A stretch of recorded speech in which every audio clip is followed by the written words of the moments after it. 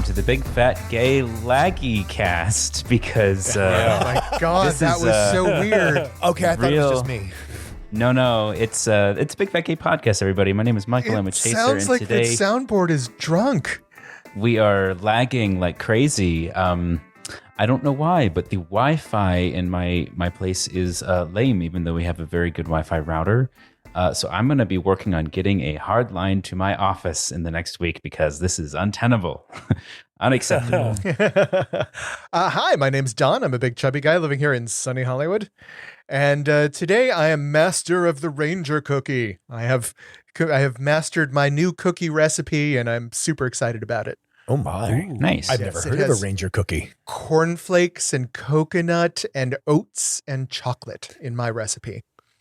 I'd like to meet that Ranger. My name is Dan Oliverio, author, public speaker, and chubby chaser. And yes, I'm sitting in a completely reoriented club chair here in our living room. It's very exciting. I have the sun facing into my face so people can actually see me. Can you all see How me? dare Yes, you, yes. sir? Yes.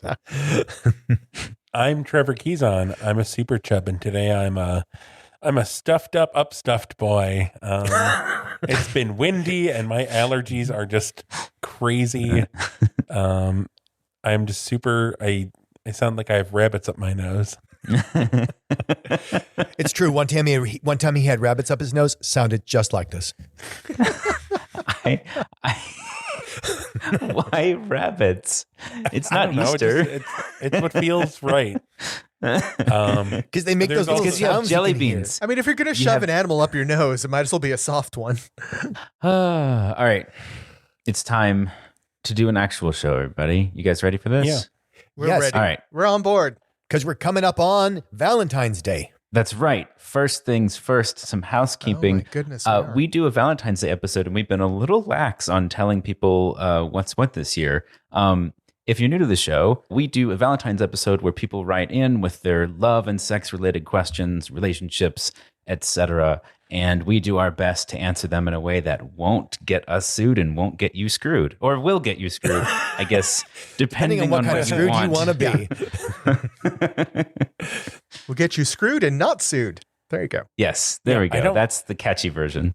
So if Yes. you've got questions about sex or love or fat-related sex or fat-related love or just fat, whatever, just send us a quick note. Dating, not dating, Relationships. meeting the parents. Oh, yeah. Oh, God, Maybe you want I don't know, a Valentine's Day date night idea. Like Yeah, maybe, we've gone on a few I don't dates know, between a the four of recipe. us. So, give us everything. Oh, this lag is the worst. Oh, it is. Patreon corner, Chaser Chat's finally coming at you this week. Yay! Yay. Either, I don't know, before this comes out or the day after, maybe. Who knows? But it'll be this week because I finally. Yeah. Last week was a big work sort of. We did the live stream for the Seattle Women's Chorus show, and there was a big push to get that done. So this week I have a little bit of time off. Yeah, I think we're going to this month for our minisode do like a chub chat, chub corner, chub rub, something. You mean you're going to chew the fat? Yeah. It's time. Yes. It's time we chew the fat, yes. So anyway, we that's it, right? On to like we have a real Yeah. show. We have a real show. All right, let's do it.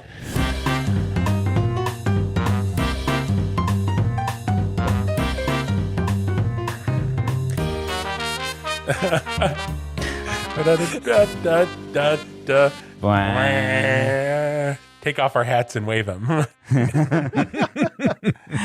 Oh, it's so nice to be able to hear the music again. Yes.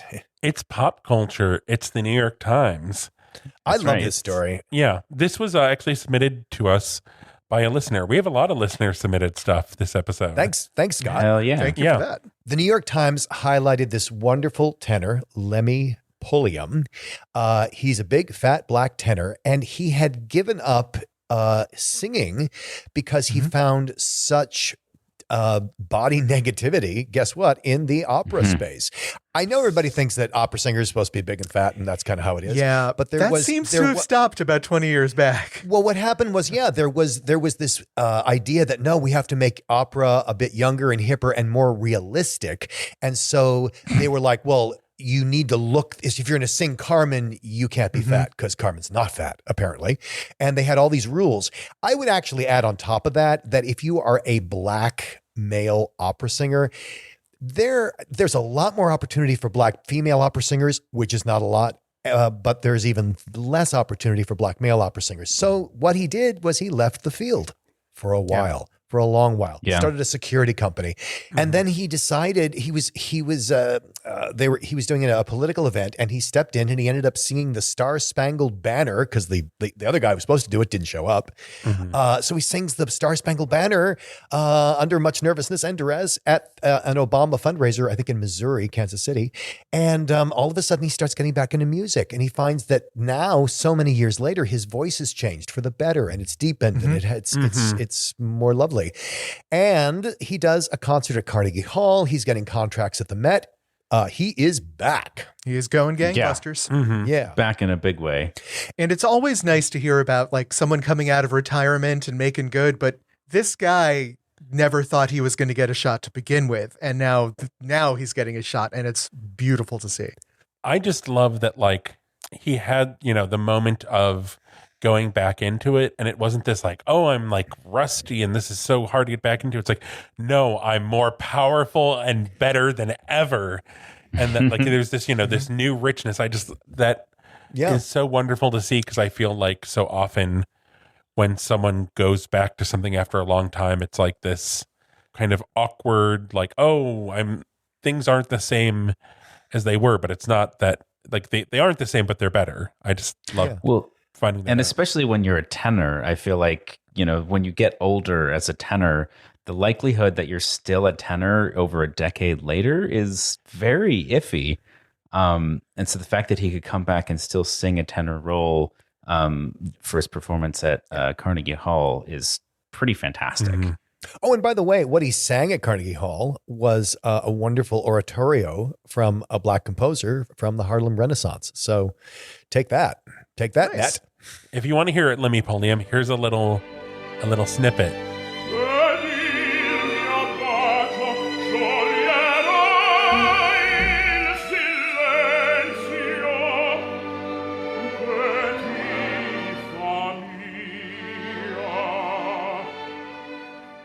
And so we turn back to the world of theater from opera. Yeah. That's right. This is out of Calgary in Canada, or Canada, as I like to call it. And it's an article from Broadway World. There's a new theater piece called The F Word. It's a piece by two fat women. That would be the F word, that confronts fat phobia. And it's just wonderful to see this on the boards. It's wonderful to see this in regional theater in Canada. The creators, I'm going to try and get these names right. I think it's Keisha. Keisha Cheeseman and Bianca Miranda are the creators and performers in the show, and it's been really making the rounds. It seems to tackle some pretty heavy subjects around fat with a lot of like levity and fun. And the final number of the show is a song. I don't know if it's a full musical. Did they describe that? I was unclear on that, but there's at least one song in it. No, And I think it's a musical. Yeah. It's called Go, Glow, Grow, which I don't know if it's instructing people to go out and get fatter, but maybe it's just like, you grow as a person, maybe. I kind of want to see the show. And I love that I would be able to see the show because they worked with their partner HEP to provide size accessible seating for the world premiere. And I looked on the website, and they actually have on the seating chart, basically, like the way that they denote handicap accessible seating, they have specifically seats with a little S that show it's an armless chair that has a weight capacity of 500 pounds. Oh, thank God.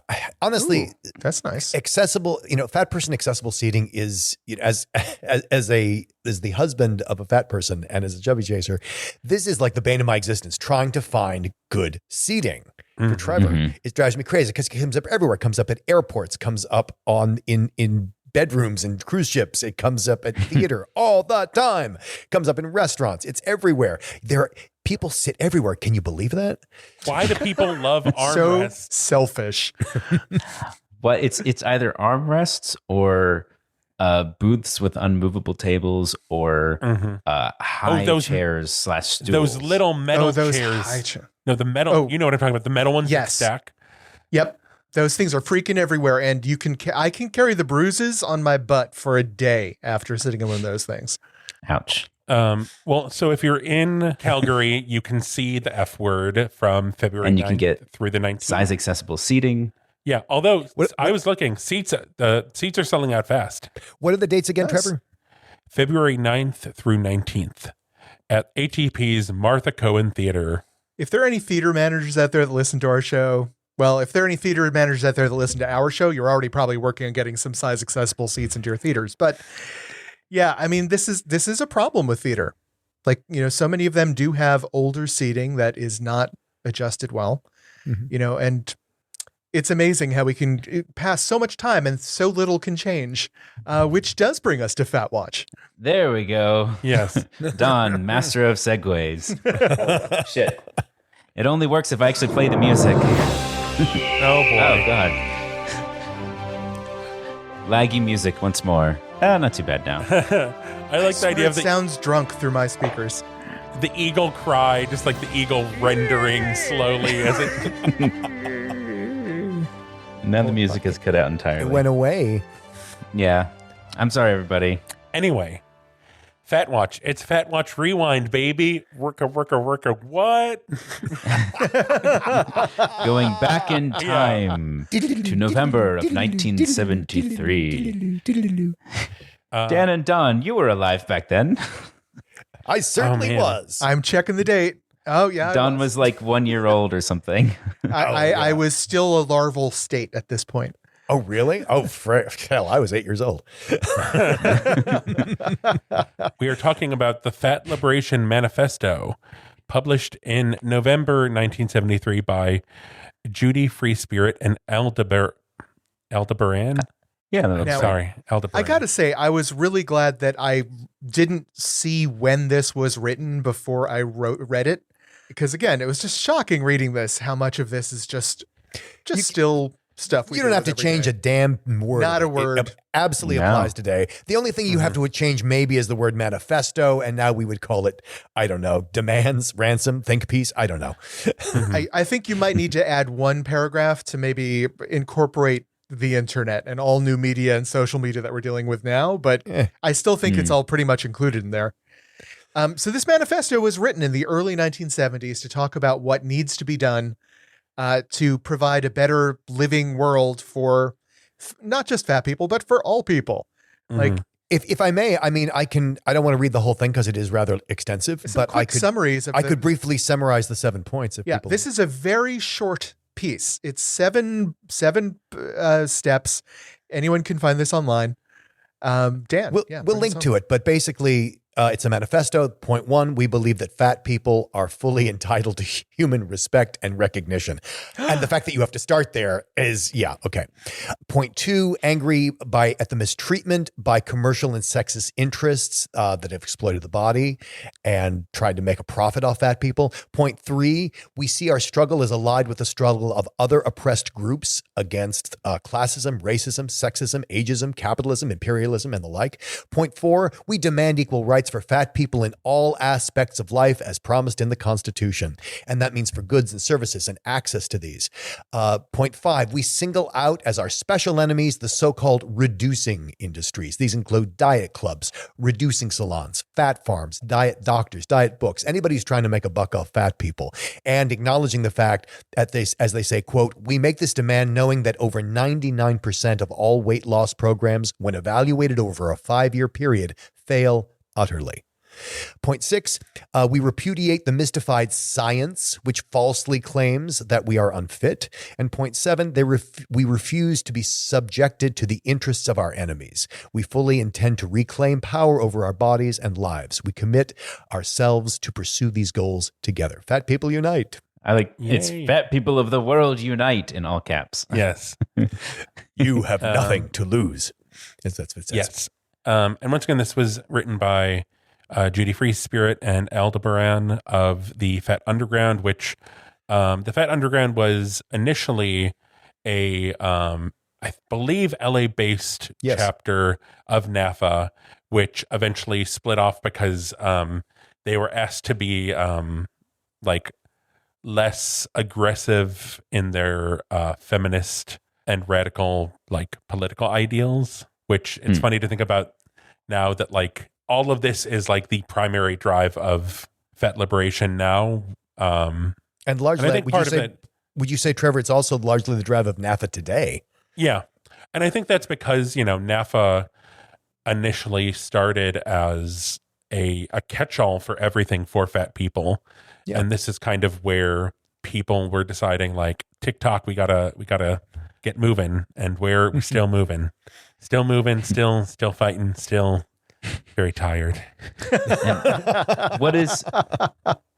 What is one kind of thing somebody might have to fight on the inside of the fat liberation world? I like how Well. Trevor's titled this main subject, by the way. It starts with the call is coming from inside the house. It's Colon. true. It's when you find fat- it's when you find fat phobia in your fat friends.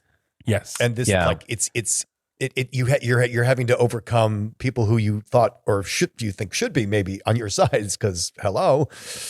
I've and experienced responding this to the sort of intrusive messaging that thinner is better, regardless of where it comes from. And in this case, when it comes from fat people, maybe formerly fat people who lost weight, or other fat people in your life that are taken with that idea and can't. The thing that hits me sometimes is like, it's just that like walking in the door with the assumption that it just is. Mhm. This just is better. Of course it's You it's lost bad weight. to be Congratulations. Why? right, because it just is. It's Everyone like just assuming that their baseline is normal.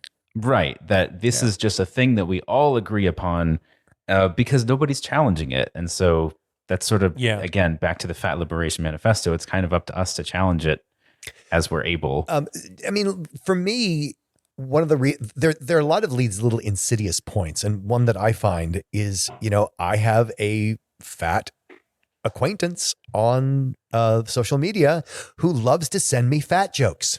Ugh. I mean, Oh boy. I mean, little memes that are like, isn't that funny? Like, and like, no, stop that. That is not funny. And Yeah. and they mean it like they're fat. They're really fat. And they're like, isn't this funny? And like, no, it's not. Stop it.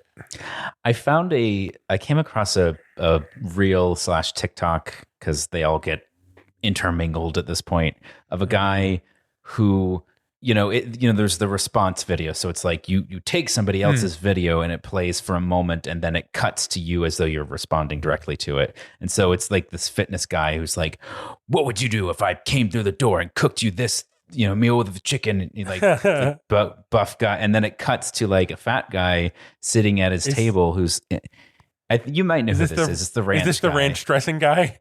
Yeah, it's the ranch dressing guy. I mean, And so Let Michael finish. Because I don't know what this is. And so he just sits there and he kind of is like looking, and then he like takes out 2 paper plates and puts one down in front of him and one down across the table for the other guy, and he's like waiting for the food to come by, and then he reaches over and he pulls out his bottle of ranch and sets the bottle of the ranch on the table, like still waiting, and it's cute and it's innocuous and it's nothing. And I was watching it like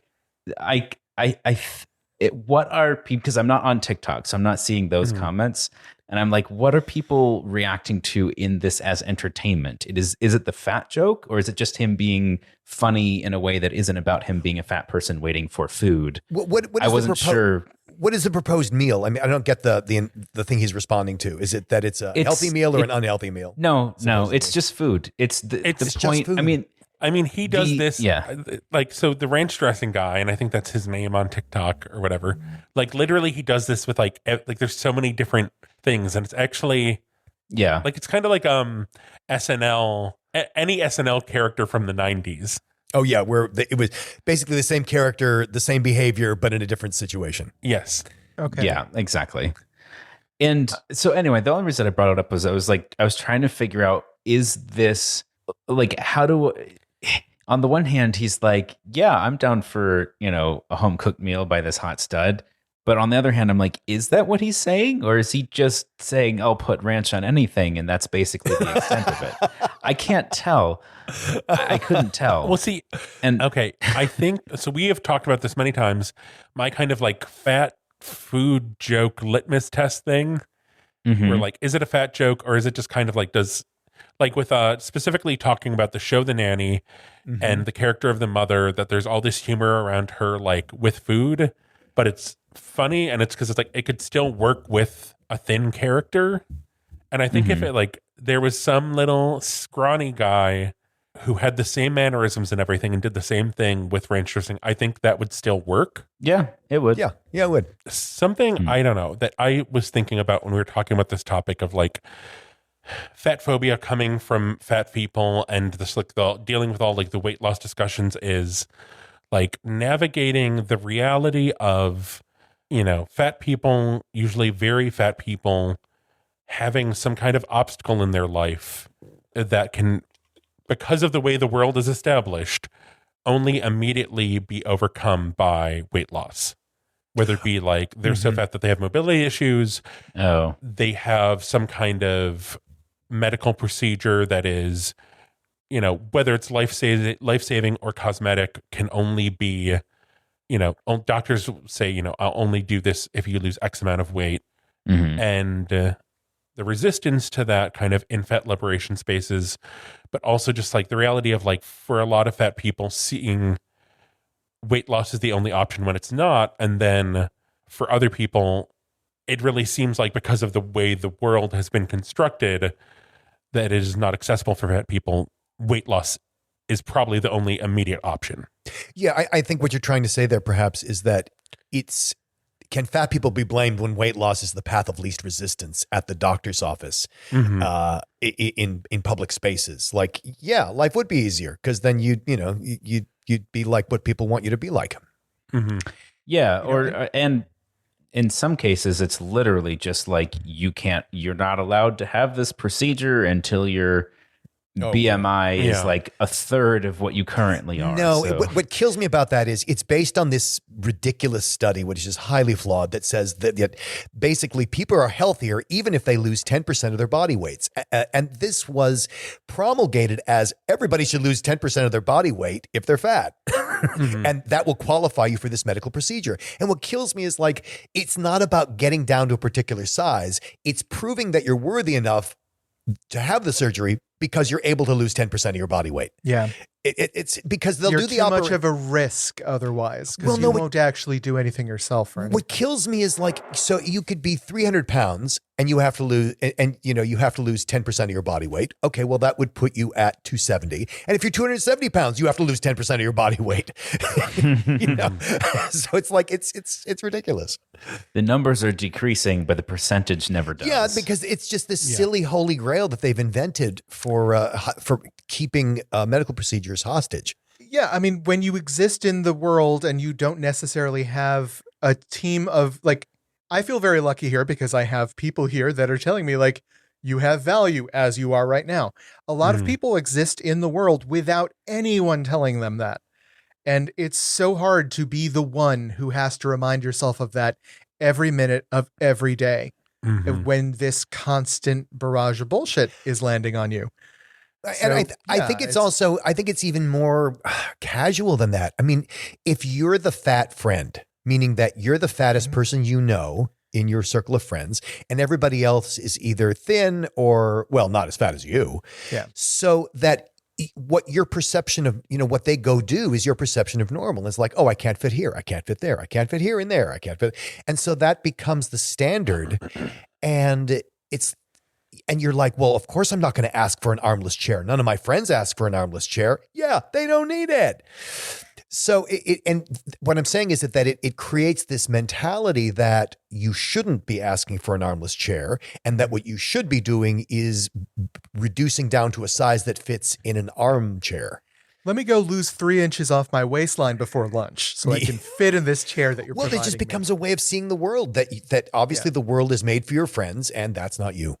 Well, I think even, we're at a point, there was a whole thing on fat TikTok that was kind of part of this discussion that I might link to the video in the episode description, but basically, so, you have this thing where your IRL friends are so different than you and you're trying to compare them yourselves to them. But then you maybe have, these fat people that you follow on Instagram or Twitter or TikTok or whatever that are kind of your resource for feeling normal. And then, maybe one day they say, oh, I'm finally going on a diet and I'm going to, did like the pivot to being all about weight loss and the workout stuff and the juicing stuff and the before and after and the, I don't know, death metal speed up workout video, then like weird transition to like saggy skin fit. Well, how do you navigate that? Like, what do you? And often that person, if that person is your friend, I have found in my history that that's a great time where they will often reach out to you and say, why don't you do this with me? We can undertake this new journey together. January is always my traditional time of like, I do hike sometimes. I tend to dislike hiking with other people because I don't like other people staring at me while I wheeze. So I am turning down a lot of hiking invites, not because I don't like you, but because I don't want to hike with someone else, Yeah, I get that. I mean, there's another part of this too. Even because in Trevor's example, it's like, they're touting some new regime, whether it's a cleanse or a diet or a program. I found the new magic bullet. Yeah. Whatever it is. But, I think it can even, there's something that we don't talk about because we're not supposed to acknowledge it. And I've seen this happen a lot with my friends who are fat. There's this idea that, so, you and someone else are both fat. And this someone else can be a close friend, or it can just be a celebrity you like. And they lose weight. And even if they say nothing about it, they just all of a sudden, they're not as big. There, for many people, is a sense of betrayal. That sense of you left the club. That sense of you abandoned me. Maybe it's not quite that strong, but there's a sense of loss or betrayal. And I wonder if you guys know what I'm talking about. Yeah, I think it's also if you bond over a commonality, whatever it is, and then somebody decides that they're going to leave that behind in their life, suddenly, and that might have been the thing that you first connected over, that you first kind of like, if you have solidarity against a single sense that the world is against you because of this thing you have in common, and then somebody goes and changes that, and that's not the case anymore, you don't have that in common. And not to say that there isn't an evolved version of that friendship that can just exist without that thing, but I would say most people, without anything pushing them, they still exist in the way the friendship first was when it first came to be. And so if somebody goes and loses that weight and suddenly they're different, yeah, it kind of takes away, it forces you to have to evolve together. And if one person's like suddenly not about that fat life, and their friend is very, very fat, they may not want them around as much anymore. It may be hard to to actually stay friends just because your point of view in life is so different from when it was when you first became friends. I think I don't know. I think the other end of that, when it's a celebrity and the betrayal, I don't know if it's betrayal as much as just like, if this person who is like, so esteemed and accepted as kind of a fat person and has this gravitas and power and like they seem like they have it all together, and then one day there's like a couple people I'm thinking of specifically, I don't want to name them because I'm not like trying to call them out, but like there's then the reveal that like, oh, by the way, I had weight loss surgery because, and usually they share whatever, I had this one thing and it just was the last straw. And it's like, if they can't just survive and they are, they've made it to this point to where like they are the fat person of XYZ and they are making a stand, but then they also end up getting weight loss surgery, and the like balancing act of like, well, it was just for me, and like, you don't necessarily have to do it, but like how is, the, I don't know, just random fat person in the Midwest. So I having a thought here, and I think this might be it, which is how many, formerly fat people who were advocates who then lost weight remained fat advocate allies after they lost the weight? In my experience, quite a few. And in fact, they experienced the reverse thing. So I know a lot of fat people, they would go to Chub Chaser events. They lost weight. They want to keep going to the Chub Chaser event because it's where their friends are, but they don't feel like they fit in anymore. Interesting. That sucks. My experience That's a really ballooning and losing has been a little different from all this. Like the fat people I do know in my life have always been supportive of me going one way or the other. For me, in my experience, it was the chasers that abandoned me when I lost weight, and fat people did not. And I think I understand that in myself because, like, a lot of this conversation we're having today is a little foreign to me.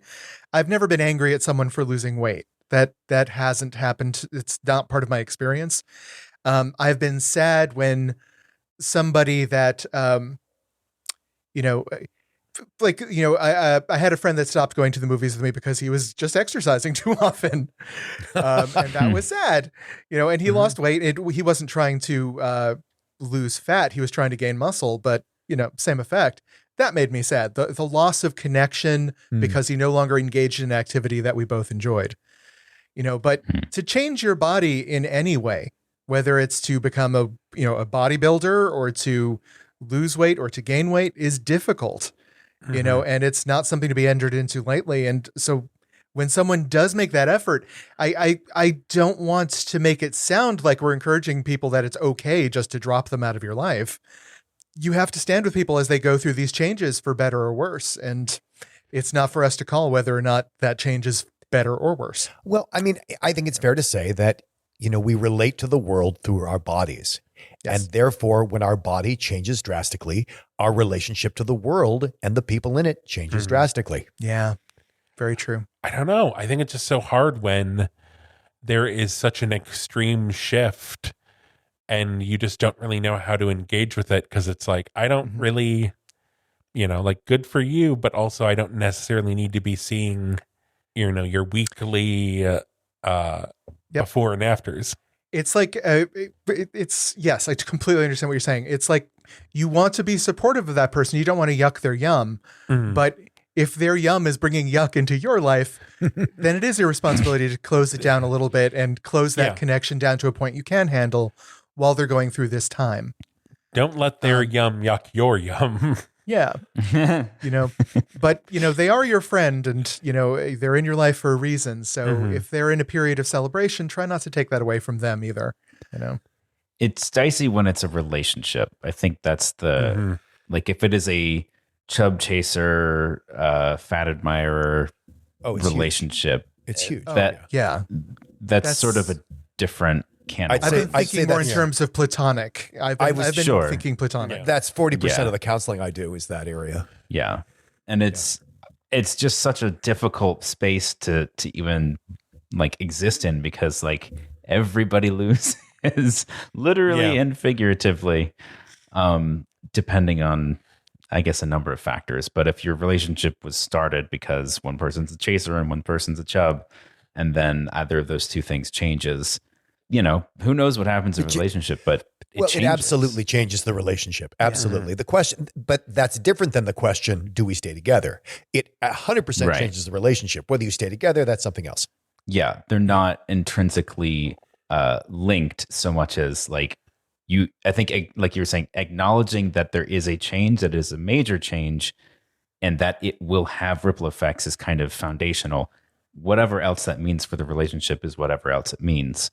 But like sort of trying to ignore that it's happening or ignore that it's important for somebody is ignoring the fact that there's change in the air. And that is just never going to go well. Yeah. And we also forget, yes, relationships change anyway.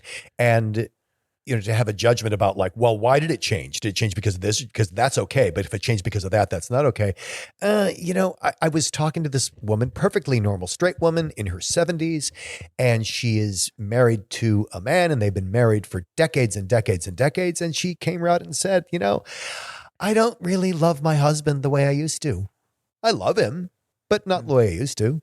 Things change. I think I know who this is. I don't think you do. Oh, maybe not. I don't know. I definitely don't know. Yeah, but it's just the acknowledgement that over a long haul relationship, your relationship changes. And that's it, reminds me of the old, this is a person you do know, Trevor. She'd been married for like 53 years, and someone said to her, what is the secret of, you've been married 53 years. What is your secret? And she says, my secret? Not getting divorced. Yeah, that's how marriages stay together. Do we have a tip for today? I would say the tip is to send in your Valentine's Day questions. Yeah, absolutely. Sexy, Best tip we can give friendly, you. saucy. Maybe a Questions recipe. about chub chaser relationships, dating. Ooh. Oh God. I feel so naughty. Chub chaser relationships, sex, dating, stuff like that there. Yeah. If you've ever and by the way, just because you've reached out to us once already and you don't want to like take up space on the air, don't worry about that. Let us worry about that. Feel free to Also, write whatever it is you want to write. Someone messaged us and asked the best way to send questions. Best way is through email. The website is a very, very straightforward way, bigfatgaypod.com. The contact us form goes straight to our email. Really easy, straightforward way to do it. Or just bigfatgaypod@gmail.com. That works too. That No, would it's be just so much harder to gmail. remember. That's more letters. Big fat gay. No, there's no baby at the end of the email. Baby. Yeah. Baby. Oh, let me throw one quick tip in there for people. We are probably not going to be discussing the movie The Whale on this podcast, as we've mentioned multiple times. But I did go on to the Movie Bears podcast to discuss The Whale with them. So if you do want to hear some perspectives on The Whale from people who might see it in similar ways that you might, go on over there and check it out. Movie Bears podcast. Yeah, they're super cool guys. Anyway, check out Movie Bears podcast. And Don, take us into that bit. Well, so today we were talking about how people can be, saying things and sort of saying things they don't mean to be saying while they're saying it. And that is often the case.